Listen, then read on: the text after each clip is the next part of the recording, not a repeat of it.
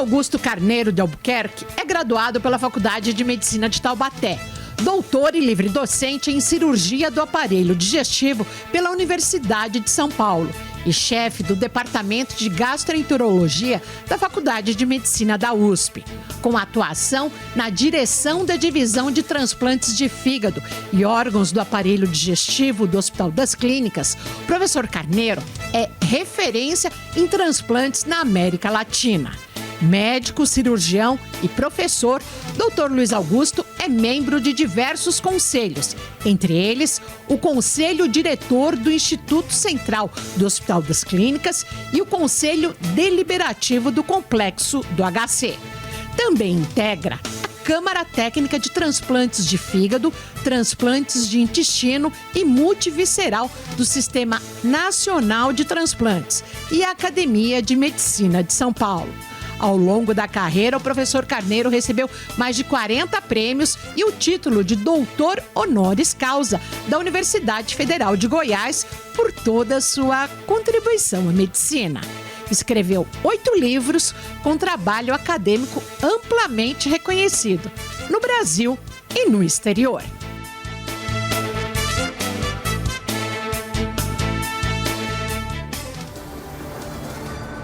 Olá, tudo bem? Começa agora o Conexão Paulista, um programa que aproxima você das decisões políticas do Estado do nosso país, com informação de qualidade e interesse da população.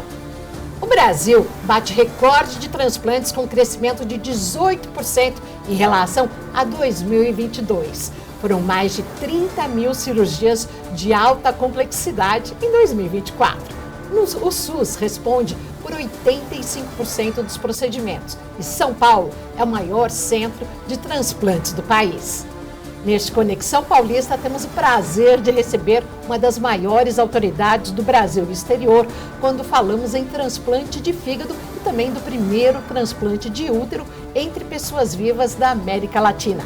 Professor Luiz Carneiro de Albuquerque, muito obrigada por ter vindo e aceitar nosso convite. O prazer é meu, muito obrigado pelo convite da Beatriz e de você, velha amiga Renata. Muito obrigada. E eu também agradeço a presença da jornalista Beatriz Moreno, parceira aqui da Rede Alesp. Bem-vinda. Obrigada, Renata. Prazer em participar. Professor Carneiro, o senhor vem ao Conexão Paulista no momento em que o Ministério da Saúde faz um importante anúncio na sua área. Detalha pra gente. Foi uma notícia muito boa em que se anunciou um aumento do número de transplantes e também se anunciou que o número de doadores está estável. Essa não é uma notícia boa, nós deveríamos estar aumentando o número de doadores, porque nossas listas são imensas, nós temos muita mortalidade em lista, deveríamos ter mais doadores. Não há transplante se não há doador. Mas, por outro lado, essa notícia é um reflexo de um trabalho muito importante, porque nós conseguimos, com o mesmo número de doadores, praticamente até um pouquinho inferior, mas aumentar o número de transplantes. Então, nós estamos aproveitando melhor os doadores, nós estamos cuidando melhor dos doadores e aproveitando e retirando mais órgãos que nós perdíamos por falhas estruturais. Então, essas correções são muito bem-vindas e temos muito a festejar.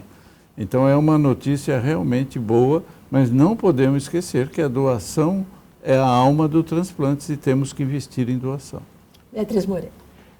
Doutor, quais são os critérios, para fazer um transplante? Então, a partir de que momento a gente pode colocar que aquele órgão ele é viável de ser transplantado e quais são os requisitos também da chegada desse órgão para que esse procedimento ocorra?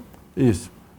O transplante de órgão, em geral, ele é indicado quando existe perda funcional em que é impossível você corrigir com outra forma de tratamento.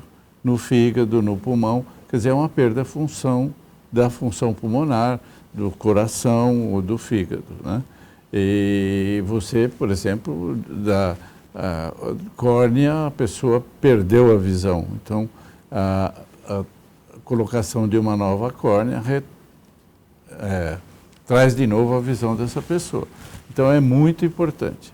Cada órgão tem um período de preservação, quer dizer, é o período que ele pode ficar fora do organismo, preservado em uma solução especial. A córnea pode ser por 24, 36 horas ou mais, até você pode guardar. O rim também por esse período, até 24 horas. Mas tem órgãos em que nós tiramos e guardamos, fazemos um processo e deixamos guardado, ossos, eventualmente pele. Mas tem outros órgãos que nós precisamos de tempo. E essa estratégia da retirada dos órgãos passa a ser muito importante.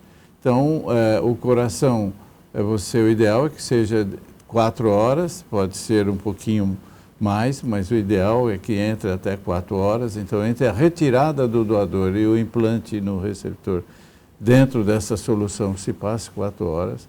O fígado, a gente considera que ele poderia ser aceitável até 12 horas, mas o ideal é que ele seja em torno de 6 horas. Então, tem que ter toda uma logística de que o doador, quando esteja na sala cirúrgica, para que os órgãos sejam, porque eles vão para diferentes hospitais, entregues nesses hospitais com a maior brevidade possível. Então, o coração, quando você está fazendo um transplante aqui, o outro tem que estar aberto para chegar e colocar.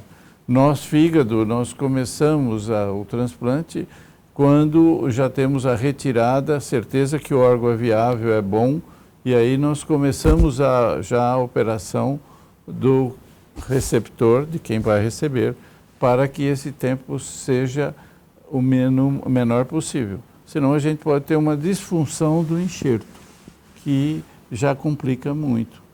Então, essa logística é muito importante e é feito pela Secretaria da Saúde aqui no estado de São Paulo, pela Central de Transplantes, que tem um trabalho muito bom, muito ativo, com pessoas muito interessadas, que a gente sempre tem que louvar, porque é 24 horas disponível, 365 dias por ano.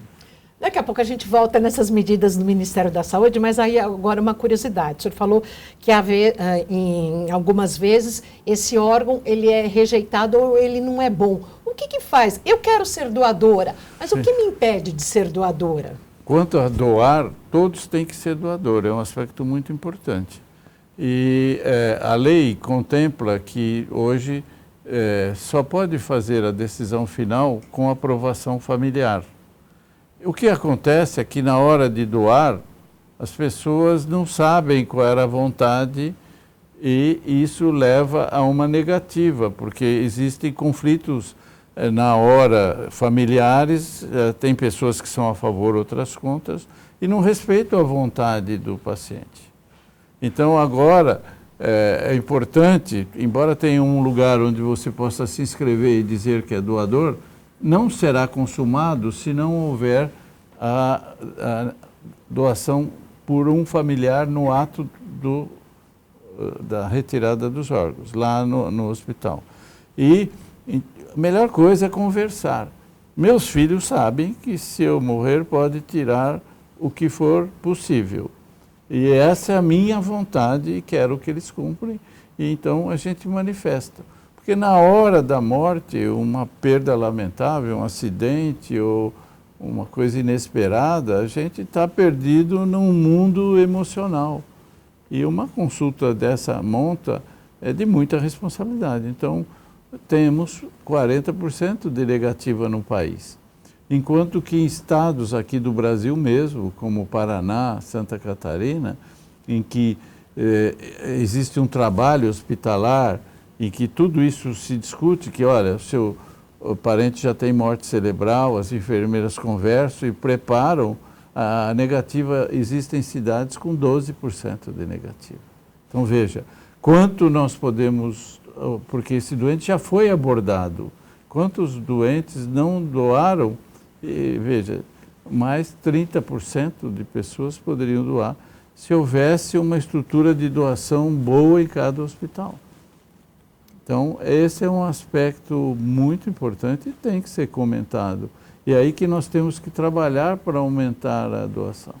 Está previsto agora também, né, numa reforma do Código Civil, que isso possa ser reajustado, né? Para a pessoa poder já se identificar como um doador antes de qualquer acidente. Inclusive, a gente tem alguns países, né, até no próprio documento, na CNH, no nosso CPF, já foi por exemplo, aqui no né? Brasil e não deu certo, porque houve uma distorção e a lei reverteu. Que a pessoa se autodeclara e a família não pode mudar Isso. essa decisão. Mas o que acontecia é que eu mesmo fui tirar minha carta de motorista e, para minha surpresa, ninguém perguntou nada.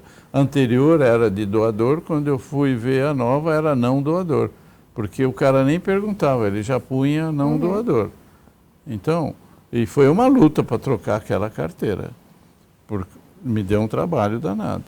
Então, isso, aqui no Brasil agora tem uma maneira de você entrar e fazer a sua doação. É só entrar na central de transplante, você deixa escrito e vai por um registro, e na hora que você é declarado doador, porque a doação, a morte encefálica de doação, de comunicação compulsória.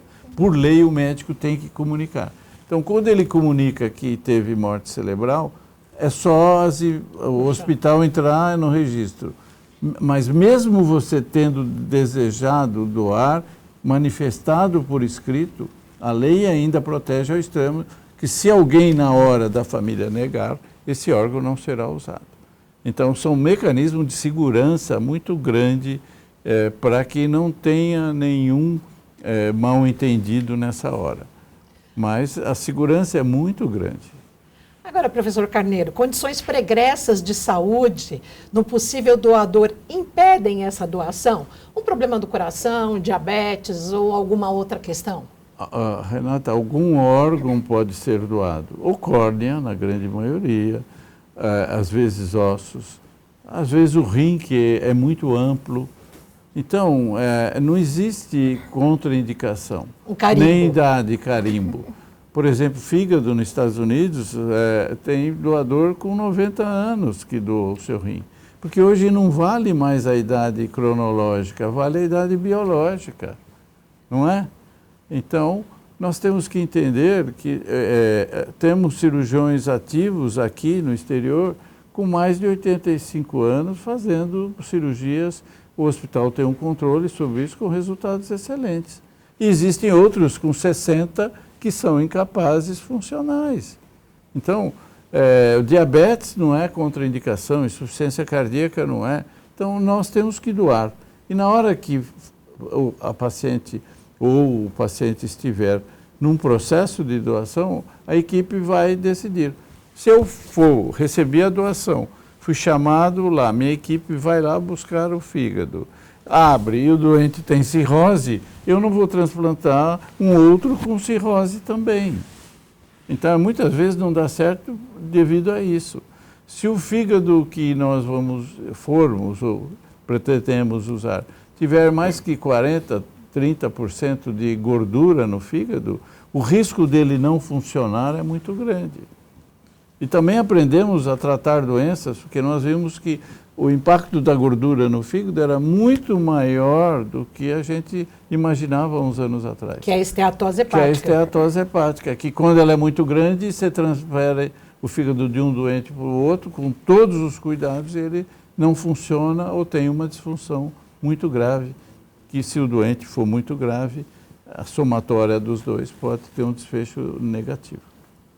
São alguns requisitos, né, para o doador, mas e o receptor desse órgão? Ele também tem requisitos que precisa atender para receber? Eu já ouvi falar também sobre a possibilidade de sucesso do transplante. Então, quando a pessoa já está num estágio mais avançado de alguma doença, ela vai para mais baixo na fila ou ela sobe na fila? Como é que funciona esse processo? No Brasil, em fígado, coração, esses órgãos, a prioridade é por gravidade. Isso até é difícil para a população entender, porque eu estou inscrito na fila do fígado. Eu vou dar um exemplo onde eu trabalho. A fila é por estado ou pelo Brasil? É por estado e por regiões do estado. A lista é única, mas ela divide de acordo com a região. Mas vamos dizer, eu sou em São Paulo candidato a transplante e tenho uma doença que usa os critérios por uma fórmula logarítmica que chama MELD, tá certo? Usa a função renal, usa a síntese do fígado, que é a coagulação, usa a parte funcionante, uma faz e a outra funciona, de ver como funciona o produto final, que é as bilirrubinas, e nós temos a creatinina, o INR, para ver a coagulação, o sódio também, que vê a função. Então, nós temos uma avaliação com esses exames do fígado. E eu recebo uma nota, um MELD. Para entrar na lista, tem que ter um MELD mínimo de 14.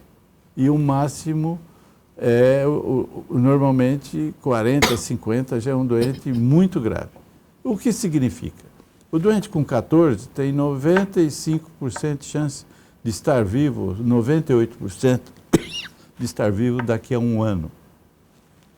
Um MELD de 40, veja, aqui é 14, tem quase 100% de chance de estar vivo daqui a um ano. O MELD de 40 tem 85% de estar morto em 3 meses se não for transplantado. Então, se transplanta por gravidade. Esse doente é um jovem ou alguém, por exemplo, que pegou uma hepatite ou tomou um remédio e teve uma hepatite fulminante, que demora dias. Ele não pode ficar esperando 6 meses, 8 meses. Ou chá, né? Ou chá também. Então, ele entra na lista e é transplantado primeiro. E depois, existem doentes que têm problema no rim e no fígado. Então, se eu transplantar os dois, eu vou gastar um fígado e um rim. Se esse paciente, eu transplantar só o rim e falar, vamos esperar para ver se o fígado, o rim recupera, eu faço um só. E esse rim vai para outro. Mas se der certo, ele poupeia um órgão. Mas se ele não der certo, ele vai precisar de um outro transplante. E ele foi punido, porque se existia dúvida, ele poderia ter recebido. Então, ele tem prioridade aqui em São Paulo para receber o segundo órgão. Então, são critérios em que a gente faz justiça aos pacientes e existem normas muito bem definidas. Por exemplo, se é por gravidade, então algumas doenças, como doenças congênitas, crianças com deficiências de enzimas, que é defeito do fígado, ou câncer. A evolução do câncer é lenta, mas ele é contínua. Ele não pode esperar 1 ano, 6 meses. Então, se o doente tem o diagnóstico de câncer, ele tem que ter também uma boa utilização do órgão. O câncer, a melhor forma de tratamento para o câncer de fígado é o transplante. Só que tem transplantes bem-sucedidos, mas depois de 5 anos a sobrevida é de 20%, porque o tumor é muito grande, já tinha ramificação. E se eu pegar esse fígado e der para um jovem de 18 anos, eu tenho transplantados com 30 anos. Difícil escolher, né? Então, e emocionalmente é muito difícil. Então, criaram-se regras que nós seguimos e temos que justificar, e tem sindicância, e com frequência é um sistema muito rígido, eu diria até que é chato, porque a gente tem que estar explicando tudo, mas é o correto, é o que tem que ser feito. E é legal também citar, como a gente estava conversando antes, sobre a questão do Faustão. Esse sistema funciona para todo mundo, né? Porque a gente sabe que ele, como figura pública, né? Há 2 anos, Há 2 anos foi transplantado e isso ficou em grande evidência. E até houve esse questionamento de será que ele passou na frente? Será que aconteceu isso de alguma maneira? E a gente sabe que não funciona desse jeito. A gente fala né? muito desse episódio, mas ele fez o coração e já tinha uma disfunção renal. Particularmente eu conheço assim, porque quem transplantou, alguns envolvidos eu conheço. E ele pouparam o rim. E aí ele precisou do rim depois. E aí ele seguiu a regra que é estabelecida no fígado, no rim. Eu tenho doentes transplantados de rim e que quando funcionantes descobriram que tinha um problema no fígado, entrou na lista lá em cima na prioridade.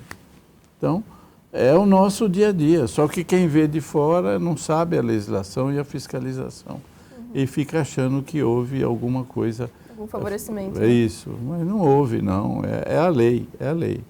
Agora, talvez a gente tenha que explicar mais e se antecipar e dizer. É isso que nós temos que dizer. Falar com constância, né? Isso. E na imprensa, explicar bem, se comunicar bem. Então, talvez a gente tivesse ter encontros como esses e com várias pessoas em que a gente tira essas dúvidas, né? Professor Carneiro, no início nós falávamos das mudanças anunciadas pelo Ministério da Saúde. O seu departamento, que o senhor coordenou aí por 17 anos à frente do Hospital das Clínicas da Faculdade de Medicina da USP, teve um importante papel nessa questão quando se fala de um paciente com falência intestinal, falência irreversível. Como era e como será tratado a partir de agora? Isso. Eu vou falar um pouquinho sobre a falência intestinal, que são crianças, basicamente muitas crianças, que nascem com um defeito no intestino, porque o intestino ele é todo fixado e tem pontos de fixação. Se por um defeito essas fixações não forem exatamente como tem que ser, justinhas, tiverem uma folga, pode dar uma torção. Isso faz com que se possa perder todo o intestino da criança. Então, até há poucos anos era a morte das crianças. Hoje a gente sabe que a gente pode tirar esse intestino todinho necrosado, é possível mantê-los, o que a gente chama de reeducação alimentar, né? Na verdade não é de comer, mas nós temos pacientes há 15 anos, 16 anos, que nunca comeram por boca, só por veia. Sondas gástricas. Não por veia, a dieta pela veia parenteral. E eles têm vida normal. Tem pacientes que hoje têm um desenvolvimento que eles trocam o catéter em casa, ligam o soro em casa, recebem, vão no hospital, pegam a nutrição do mês ou da semana e recebem. Então, esse pacote agora contemplado foi para esses doentes. Então, por exemplo, não é incomum a paciente que opera da obesidade e você faz as costuras lá dessas fixações. Mas o doente perde 30, 40 quilos, aquela costura afrouxa. E uma alça pode dá um nó interno e perde. E são pessoas jovens que operam bariátrica. Então, até poucos anos poderiam falecer. E hoje a gente pode tirar o intestino, os coloca nesses programas de suporte nutricional, existem hospitais credenciados. Então, o Ministério autorizou agora que a gente pudesse usar o suporte nutricional, fez a tabela e liberou, pagando diárias hospitalares para esses doentes quando internados, que não tinha na tabela do SUS, e também incorporou e pagou o transplante. E isso é uma luta nossa aqui do departamento do Hospital das Clínicas, junto com o ABTO. Eu vou falar em meu nome, que é a parte final, mas todo o sistema envolvido contribuiu muito para isso, e na ABTO hoje a professora Luciana Haddad, que é presidente da Associação Brasileira de Transplante de Órgãos, e que trabalha também com custos e incorporação de novas tecnologias, foi fundamental. A Conitec fez a aprovação após consulta pública, etc., em fevereiro, e agora, recentemente, o ministro anunciou a tabela de pagamento de precificação do SUS. Isso significa que, tendo código no SUS, os hospitais podem incluir e cobrar do SUS, que antes não podia. Então, por exemplo, fizemos no Hospital das Clínicas 10 transplantes com um convênio com o Ministério. O Ministério nos pagava por esses transplantes, mas só nós poderíamos fazer, que eram credenciados. Agora, com a incorporação no SUS, nós vamos poder treinar e outros serviços vão poder pedir o credenciamento. O Ministério credencia as equipes de transplante e vai credenciar agora mais uma modalidade, o que é muito bom, porque é uma tecnologia cara, e esses doentes. Nesse interim, os brasileiros que faziam, judicializavam. Eles entravam na justiça e grande parte deles foi para os Estados Unidos. E esse transplante nos Estados Unidos, o depósito inicial é 3,5 milhões de dólares. São 20 e tantos milhões por doente. Então o SUS fez uma tabela agora que paga 1,2 milhão. Parece caro, mas são doentes que ficam um ano internados. É pouco, a tabela ainda é insuficiente pelo tipo de doente. Essas soluções são todas muito caras, mas estamos evoluindo. Então é o que eu digo, cada um tem que lutar no seu mundinho, né? E nesse mundinho nós estamos muito felizes agora, porque conseguimos incorporar o que há de mais moderno no mundo na saúde do SUS, pelo SUS.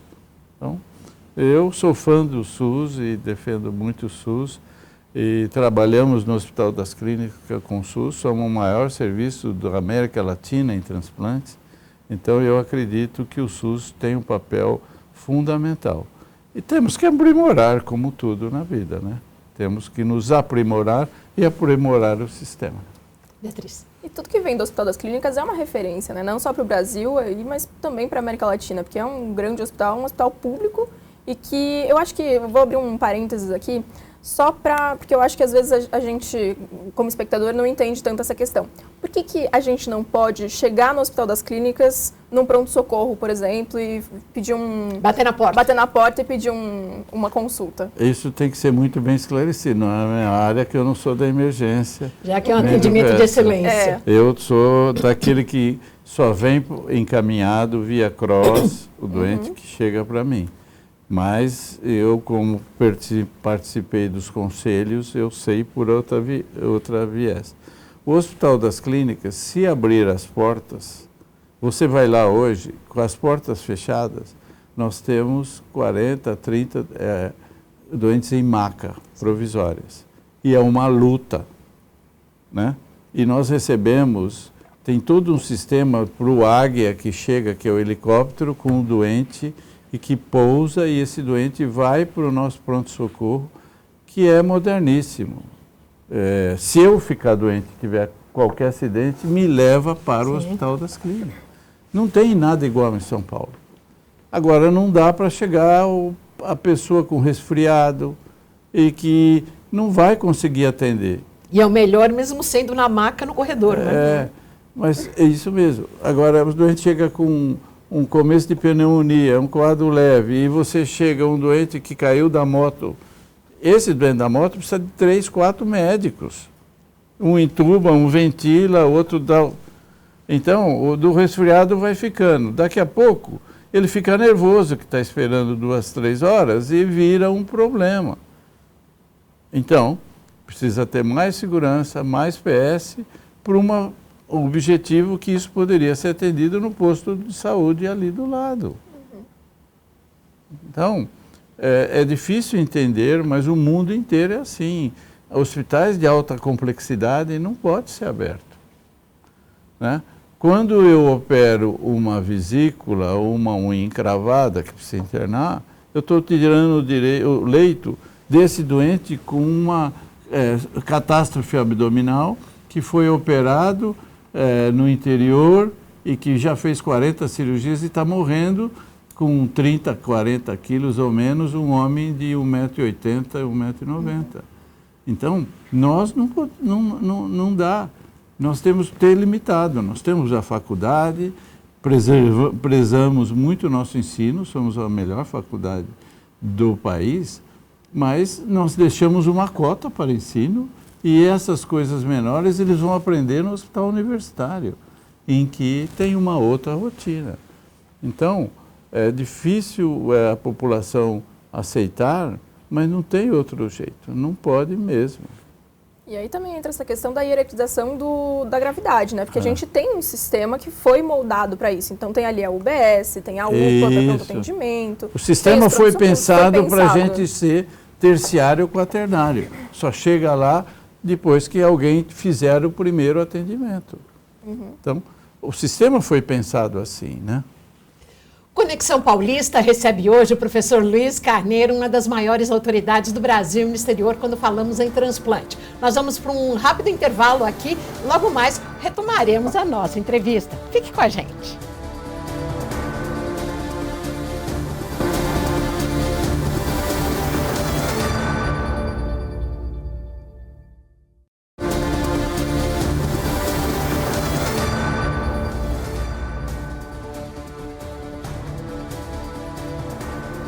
Conexão Paulista está de volta com o nosso convidado especialista em transplantes, professor Luiz Carneiro. Muito bom recebê-lo aqui na Conexão. Seguimos com o nosso papo. Sim. Obrigada, Bia. Agora, professor, uma pergunta em relação a problemas hepáticos. Por que a pessoa pode chegar ao ápice de ter que fazer, de ter como única solução um transplante do fígado? O modo de vida, tudo isso que a gente tem hoje em dia pode causar isso? Hoje o impacto maior, até uns anos atrás, era pelas doenças virais. A maior causa de transplante era o vírus B, depois passou a ser o vírus C. De hepatite. Da hepatite. Aí criou-se, e esses dois vírus induzem mais o B do que o C, também são oncogênicos. Eles desenvolvem tumores a longo prazo. Então, a cirrose em si é uma situação oncogênica, mas os vírus B e C têm uma chance maior. Então, são grupos de risco. Tem que mapear se ele tem essa doença, tem que ser seguido com ultrassom e alfa-fetoproteína periódico de 6 em 6 meses, porque existe o risco do câncer e se detectado precoce hoje nós podemos tratar por métodos percutâneos, uma embolização e esse doente ter uma vida que segue normal.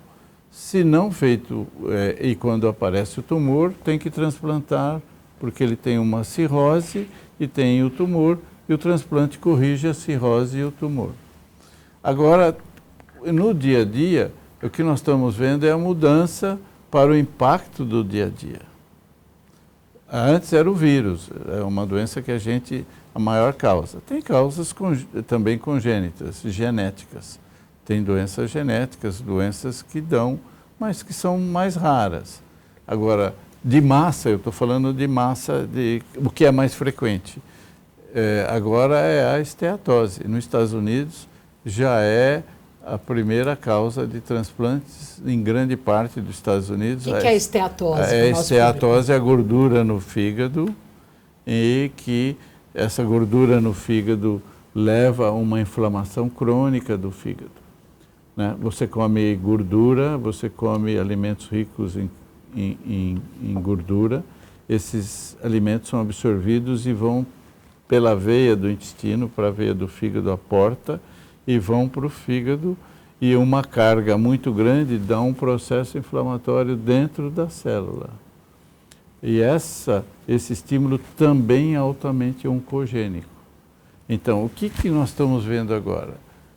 Aqui no Brasil, nós fizemos um levantamento no Hospital das Clínicas em 2008, 2009, quando eu entrei, era difícil achar um transplante por esteatohepatite, cirrose por esteatohepatite. No último levantamento que nós fizemos, que aí nós colocamos um banco de dados muito grande, e todos esses que doam e que recebem estão no banco de dados, e a gente consegue isso muito fácil hoje, e já está mais que 20 e poucos % dos transplantados são por gordura no Brasil. A obesidade é uma doença grave, né? E nós temos que, então, sentir que a incorporação dos hábitos tem reflexo imediato nas doenças. O alimento de ultraprocessado. E também o ultraprocessado é muito ruim, né? Porque são proteínas. O que é um alimento natural? É um alimento, né? E ultraprocessado. Em geral, o ultraprocessado, ele é alguma coisa sintética, sintetizado. Você pega uma proteína e junta com alguma coisa e faz. E hoje, para poder vender no país inteiro e padronizar esses grupos, o que fazem? A gente faz, quando você ferve a água, é 100 graus. Normalmente, os alimentos, historicamente, foram preparados a 100 graus, 100 e poucos graus. Existem coisas mais modernas que podem ir a 160, 180.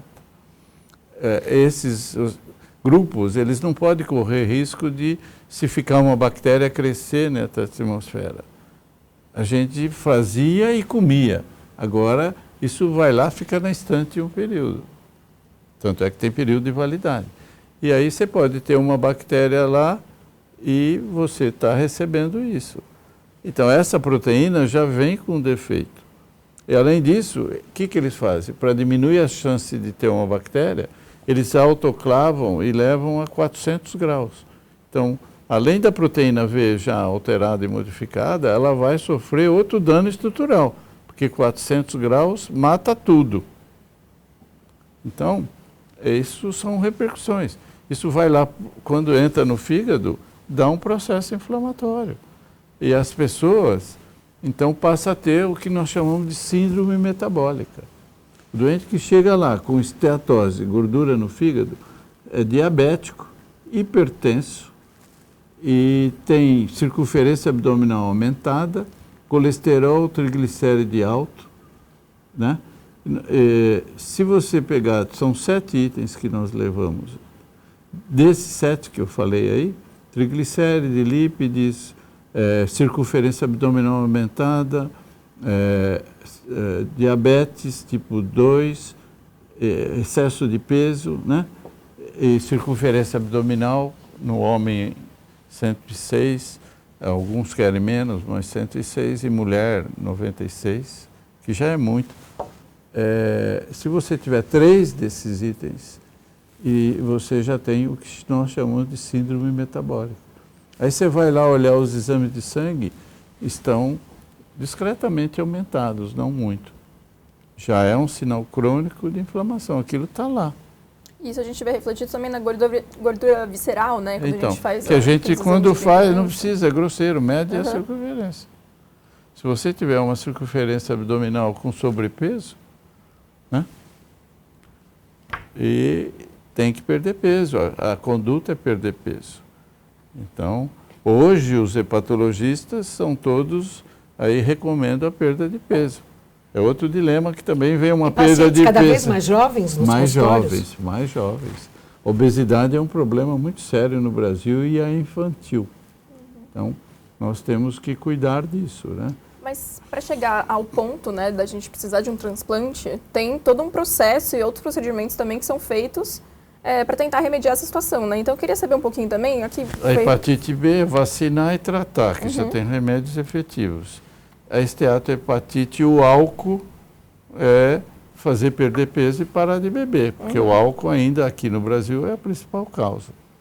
Então nós temos que retirar a bebida, mas muitas vezes as lesões são irreversíveis. A pessoa para de beber, mas a doença, a fibrose continua. Então, a esteatose, a inflamação continuada, eles não conseguem perder peso. Então, hoje a gente, antigamente, nesses doentes, recomenda a cirurgia bariátrica. Já tem as novas medicações. E agora com as novas medicações.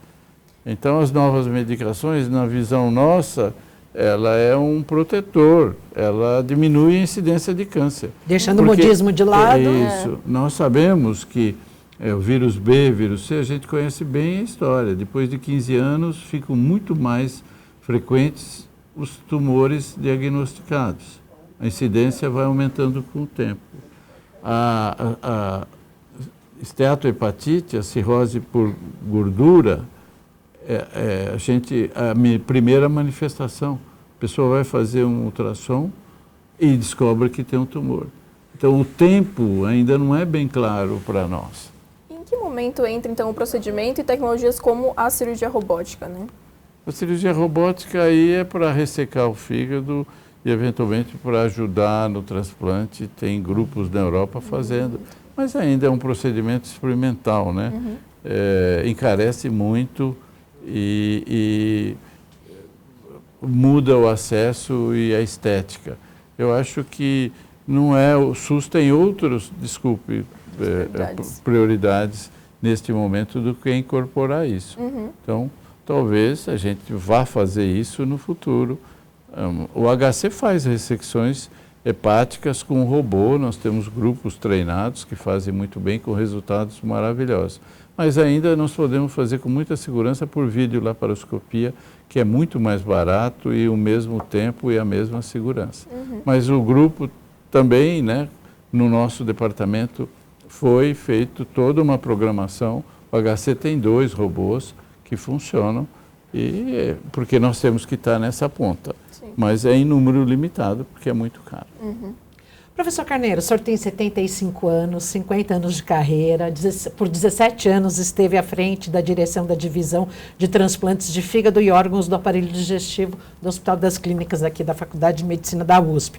O senhor também realizou 2 procedimentos no que diz respeito ao transplante multivisceral. O que é isso? Explica para a gente. Isso. Nesse convênio que nós fizemos com o Ministério, que eu já citei, de 10 pacientes, 2 nós fizemos transplante multivisceral. Um paciente, eu vou falar que é o diagnóstico mais comum, um paciente que é o mais comum, ele tinha uma trombose dos vasos, entupiram todos os vasos do intestino e do fígado. E isso, o doente não pode se alimentar, ou quando come tem muita dor, eles emagrecem e tem muita hemorragia, porque aumenta o sangue, tem que achar outros caminhos para chegar ao coração, do intestino e do estômago, e dão as varizes de esôfago, varizes de reto, e o doente sangra por isso. Muitas vezes são hemorragias fatais, porque está tudo entupido e é muito grave. Então nós transplantamos um caso desse, e o segundo caso era um paciente que tinha um tumor neuroendócrino, que é um tumor com baixíssima atividade e com metástases no fígado. Então, você pode transplantar por doenças benignas ou malignas. Tá certo? Outro grupo que pode transplantar são aqueles grandes ressecados intestinais que iriam para o intestino, mas que, por exemplo, receberam nutrição de maneira antiga, inadequada, hoje já se corrige, e que pode levar a cirrose, alimentação pela veia por muito tempo. Quando tinha intestino, eles eram obrigados a fazer alimentação e terminam perdendo o fígado. E aí a gente pode fazer formas combinadas, intestino, fígado, multivisceral, que vai o pâncreas também, se for diabético. Então, tem espaço, mas é muito mais raro. E isso não precisa de reeducação intestinal, estrutura hospitalar. Como o HC visa um grupo de pacientes que precisam de hospitalização longa e de cuidados, nós fizemos, então, uma programação para a gente priorizar no intestino e na reeducação. Porque isso os hospitais privados certamente não vão ter muito interesse, porque os planos de saúde não cobram, é muito caro, e quanto que o multivisceral é uma internação e é diferente. Outro aspecto que também no HC, o Ministério nos ajudou nisso, o HC cedeu um terreno, nós estamos inaugurando em agosto agora uma casa de apoio para os pacientes, a gente vai passar parte dos doentes que têm em treinamento, porque quando a gente interna o transplante de intestino, a gente tem que deixar internado para a família treinar, para fazer cuidados de enfermagem em casa. Então esse doente fica internado, ocupando um leito. E o leito para nós é uma raridade preciosa. Uma riqueza, né? É uma riqueza. Então nós podemos levar 26 doentes do HC para essa casa de apoio, com um grupo especializado em transplante de intestino. Nós temos nutrólogos, e essa portaria vai viabilizar tudo isso. Vejam os desmembramentos que isso vai ter para a sociedade. E essa questão do transplante multivisceral também entra naquela questão que nós falamos sobre a priorização, né, dos atendimentos, da fila. Isso mesmo, exatamente, exatamente.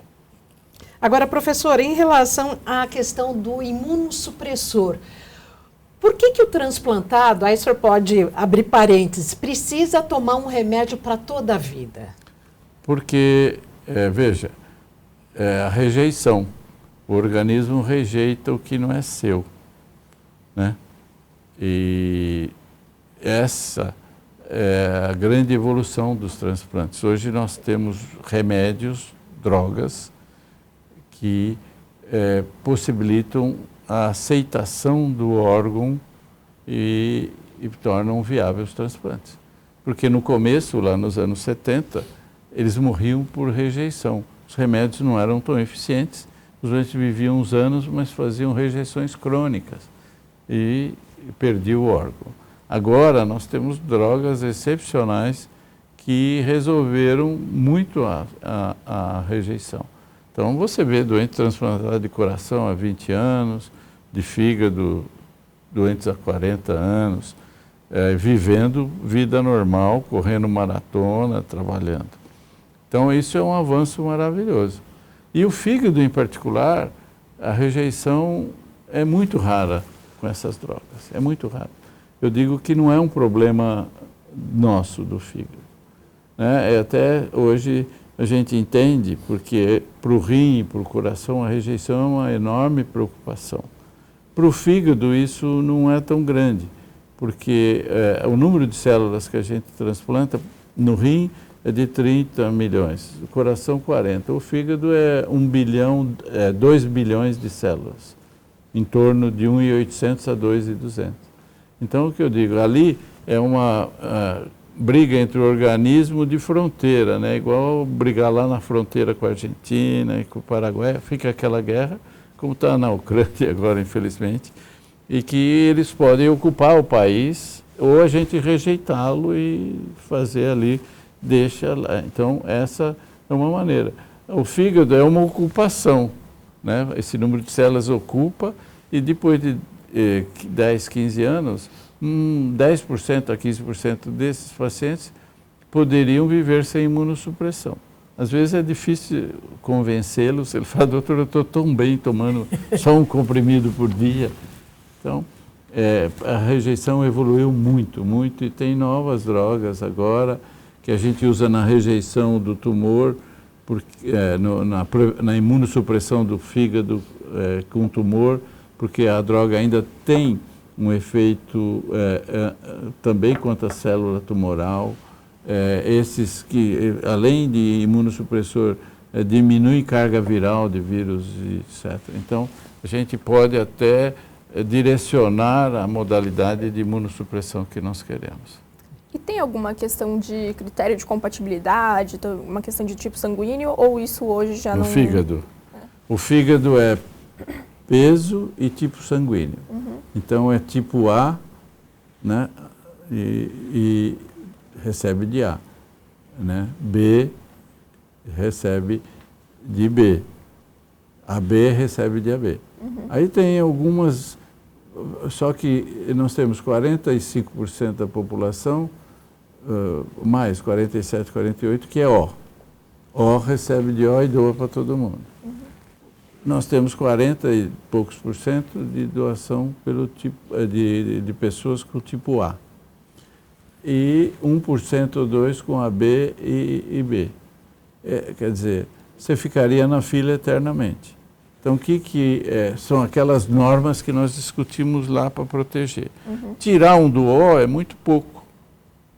Então, o doente fica um tempo na lista. Se depois desse tempo, ou quando ele tiver uma pontuação e ele não tiver órgão, ele recebe de outro grupo. Então, o O vai para o B e o AB recebe do A. Agora, como um doador AB é muito raro, às vezes tem em Belo Horizonte, no Rio, em Brasília, a gente vai buscar, porque ele vem do país inteiro. Professor Carneiro, uma trajetória dedicada à medicina e reconhecida no Brasil e no exterior. São muitos os prêmios e homenagens que o senhor recebeu, inclusive também aqui na UESP. Vamos recordar? Vamos. É uma honra muito grande a gente poder receber isso em função do nosso trabalho, da nossa dedicação de uma vida, de formar pessoas, educar. Então eu acho que estou muito feliz. Uma vida de trabalho muito dedicado à cirurgia do aparelho digestivo como um todo, mas especialmente na área de transplantes de fígado. Então nós temos nesses últimos 40 anos trabalhado efetivamente na área de transplantes, né?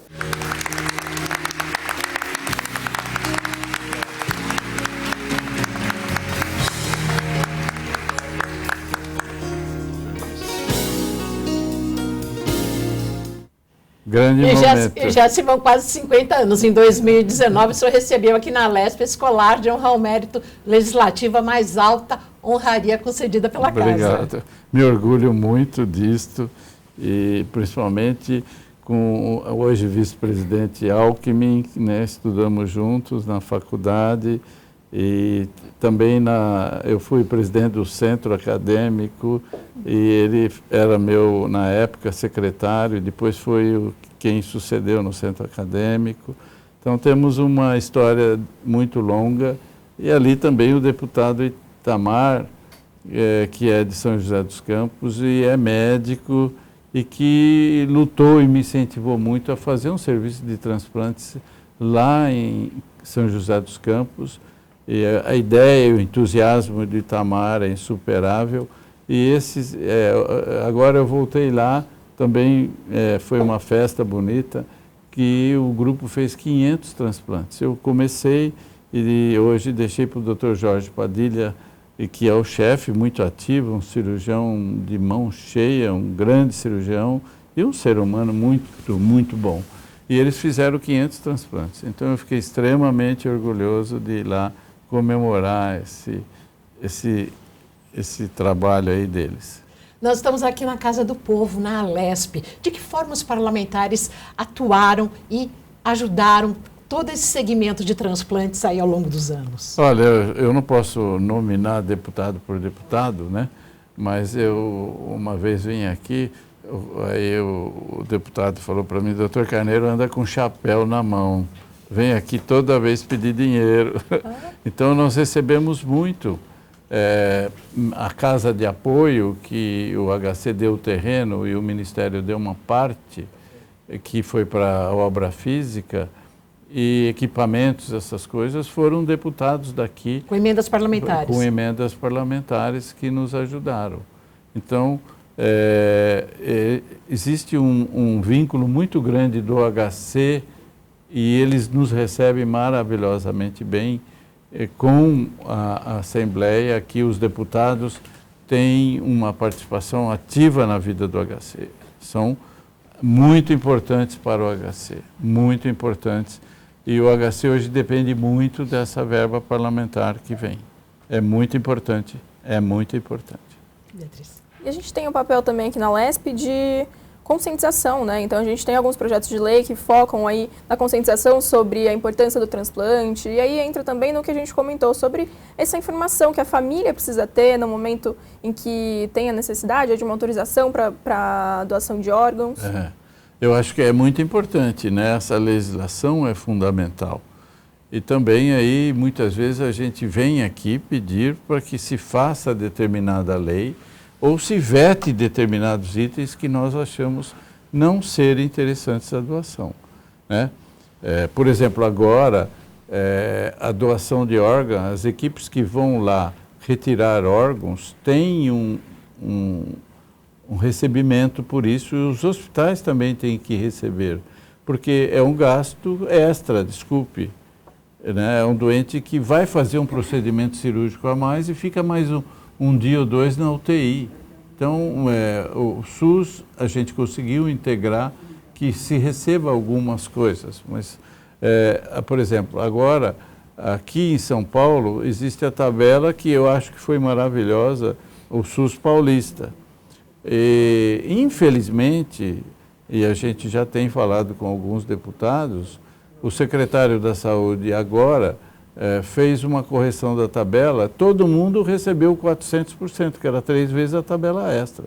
Nós recebemos 40%. Opa! Então, a gente gostaria que se corrigisse essa discrepância. Porque se a gente quer ter pessoas que vivem do transplante, não é dessa maneira que nós vamos conseguir fazer. Então, eu acredito que nós tenhamos que, a gente está lutando, e o próprio pessoal da Secretaria da Central de Transplante de São Paulo ficou bastante surpreso e até porque esperavam que a gente entrasse nos 400%, como todo mundo entrou. Então, às vezes, a gente também tem que vir aqui reclamar.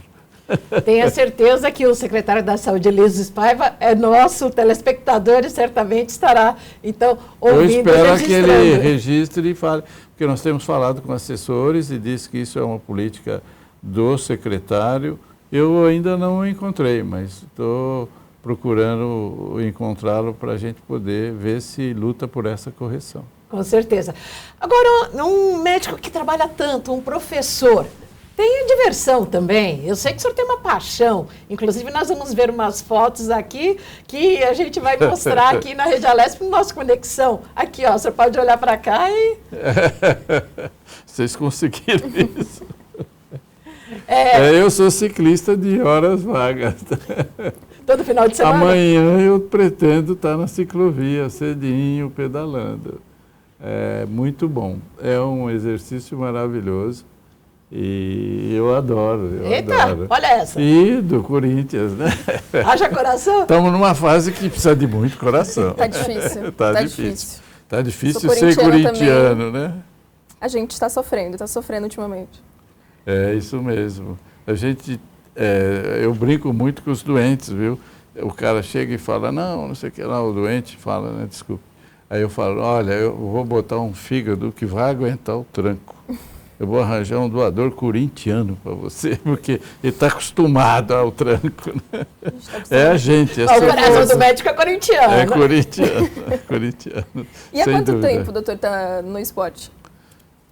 Eu comecei uns 7, 8 anos. 2018, 2019. Pouco antes da pandemia, que começou mesmo, então, 2018. Vou por 7 anos. Professor, rapidamente para encerrar, que o nosso tempo está acabando. No rim, a gente tem a possibilidade de um familiar doar o rim para outra pessoa. No fígado também? E isso já é feito amplamente? Isso é feito, é coberto pelo SUS. E o problema é que é um transplante mais complexo, porque você tem uma equipe que é treinada, experiente para fazer quem recebe, e nós temos que ter uma equipe tão qualificada e tão experiente quanto para fazer quem doa. Porque o rim, você doa o rim inteiro. Agora, e no caso do fígado? Você doa parte do pedacinho. Fígado. Então, nós vamos ter que fazer uma cirurgia sobre o órgão, que é uma cirurgia de fígado, todo mundo sabe que é delicada. Então, nós temos que ter equipes treinadas que façam isso. No Hospital das Clínicas nós fazemos, eu também me interesso muito, faço isso há 20 anos mais, e o resultado é muito bom, é excelente. A literatura mostra que é até melhor que o de doador com morte encefálica. Por quê? Porque nós escolhemos o fígado, nós selecionamos e excluímos tudo que possa ter algum risco, e além de que a gente faz 2 salas ao mesmo tempo. Então, tira aqui, põe aqui, só fica fora um tempo que a gente faz preparos. Então, é muito bom, o resultado é muito bom, e com essa mortalidade em fila, eu acho que nós temos que forçar mais grupos e mais pessoas a procurarem essa maneira de doação. Professor Luiz Carneiro, foi um prazer recebê-lo neste Conexão Paulista e saber mais sobre transplantes e doação de órgãos, um assunto tão importante para toda a população. Muito obrigada ao senhor, muito obrigada, Beatriz. Obrigada. E, por favor, os segundos finais são do senhor. Isso. Eu queria agradecer essa oportunidade, né? Porque acho que estamos divulgando essas noções sobre o transplante, que é muito importante. E, pessoalmente, é uma honra e um prazer estar aqui com uma amiga tão antiga, e a Beatriz, e a Assembleia, que é a nossa casa aqui no Estado, e nós temos que estar sempre juntos para lutar pelo transplante. Muito obrigada, professor Carneiro. Obrigado. E você sabe, toda quinta-feira, às 9 da noite, tem uma entrevista exclusiva aqui no Conexão Paulista. Obrigada pela companhia e até a próxima edição.